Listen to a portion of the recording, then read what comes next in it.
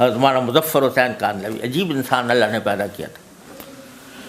وہ ایک مرتبہ اپنے ایک ساتھی کے ساتھ کاندھلے سے پیدل سفر کر رہے تھے، دہلی جا رہے تھے، تو راستے میں مغرب کی نماز کا وقت آیا تو دیکھا کہ کوئی نماز پڑھنے کی جگہ ملے، تو ایک بستی تھی وہاں پر دیکھا تو ایک مسجد تو ہے بالکل ویران پڑی ہوئی ہے، گرد غبار میں اٹی ہوئی ہے، تو وہاں انہوں نے کہا بھی چلو یہاں نماز پڑھتے ہیں۔ نماز پڑھنے کے لیے وہاں داخل ہوئے، کوئی آدمی نہ آدمزاد، اذان دی تو اذان کے اوپر بھی کوئی چل کے نہیں آیا مسجد میں۔ حضرت نے اس کے اوپر جھاڑو دی، گرد و غبار ہٹایا، اذان وہ پھر جو ساتھی تھے ان کے ساتھ مل کے جماعت کی۔ بعد میں بڑا افسوس ہوا کہ یا اللہ یہاں پر بستی میں مسلمان بھی موجود ہیں اور اذان کی آواز بھی ہوئی، کوئی بندہ نماز پڑھنے کے لیے نہیں آتا۔ تو حضرت بستی والوں کے پاس گئے جو مسلمان تھے، ان سے پوچھا کہ بھئی مسجد خالی ویران پڑی ہوئی ہے، آپ لوگ نماز کے لیے نہیں آتے؟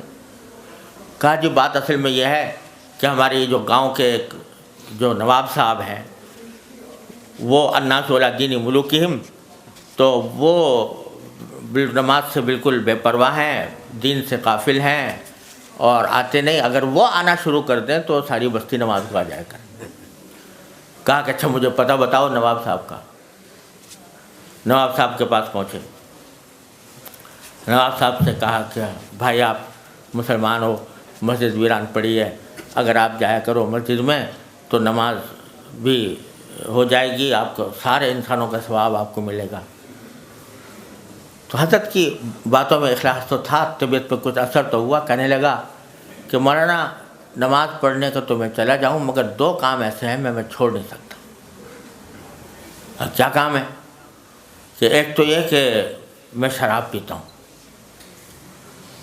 اور میرے پاس فاحشہ عورتیں آتی ہیں، اور دوسری بات یہ کہ میں وضو نہیں کر سکتا، وضو میرے بس سے باہر، تو اس لیے نماز کیسے پڑھوں بغیر وضو کے؟ حضرت نے فرمایا کہ اچھا تو ایسا کرو، آپ ایک بات کا وعدہ کر لو۔ یعنی کیا؟ کہ بغیر وضو کے پڑھ لیا کرو نماز، بغیر وضو کے نماز پڑھ لیا کرو، لیکن وعدہ کر لو کہ نماز آپ جاؤ جو بغیر وضو کے پڑھو گے دوسرے لوگ دیکھ کے بھی آ جائیں گے۔ بغیر وضو کے نماز کیسے؟ کہا کہ میں کہہ رہا ہوں بغیر وضو کے پڑھو۔ تو اس نے کہا اچھا یہ تو میں کر لوں گا، لیکن بغیر وضو کے میرے سمجھ میں آ نہیں رہا کیسے؟ کہ سمجھ میں آئے نہ آئے آپ مجھ سے وعدہ کر لو بغیر وضو کے پڑھنا۔ اور جہاں تک وہ اور باتوں کا تعلق ہے، وہ تم گھر میں جو کچھ کرتے ہو کرا کرو، لیکن نماز کو آ جائے گا، وعدہ کرو۔ اب اس کے بعد کوئی راستہ نہیں تھا، اس نے کہا جی اچھا وعدہ کرتا ہوں، کل ظہر کے وقت سے نماز کو جاؤں گا۔